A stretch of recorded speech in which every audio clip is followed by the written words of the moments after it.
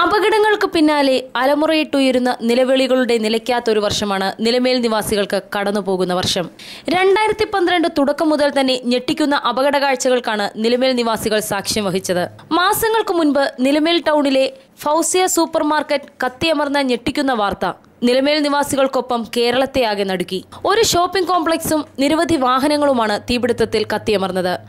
ആളിക്കത്തിയ തീയുടെ ചൂട് ആറുമുമ്പാണ് ചീറിപ്പാഞ്ഞെത്തിയ ടിപ്പർ ലോറിക്കടിയിൽ ഒരു കുടുംബത്തിലെ 4 പേർ ഞെരിഞ്ഞമർന്നത്. കേരളത്തെ നടുക്കിയ അപകടത്തിൽ ഭാരതീപുരം സ്വദേശി ഭദ്രൻ മേശ്രിയും മകളും മാതാവും സഹോദരിയും ടിപ്പർ ലോറിക്കടിയിൽപ്പെട്ട കാറിനുള്ളിൽ പിടഞ്ഞു മരിച്ചു.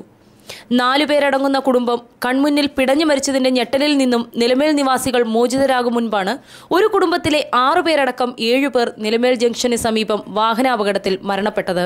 മൂകാംബികയിൽ നിന്നും തിരിച്ചുള്ള വരവിൽ നിലമേൽ ജംഗ്ഷന് സമീപം അപകടം പതിയിരിക്കുന്നത് ഈ കുടുംബാംഗങ്ങൾ പ്രതീക്ഷിച്ചതല്ല. ഒപ്പം നിലമേൽ നിവാസികളും. കേരള മനസാക്ഷിയെ ഞെട്ടിക്കുന്ന അപകട പരമ്പരകൾ ഒന്നിനു പുറകെ ഒന്നായി നിലമേലിനെ വേട്ടയാടുമ്പോൾ പുതുവർഷമെങ്കിലും MC റോഡിലെ യാത്രകൾ സുരക്ഷിതമാകട്ടെ എന്ന പ്രാർത്ഥനയിലാണ് നിലമേൽ നിവാസികൾ. News bureau, Anchal.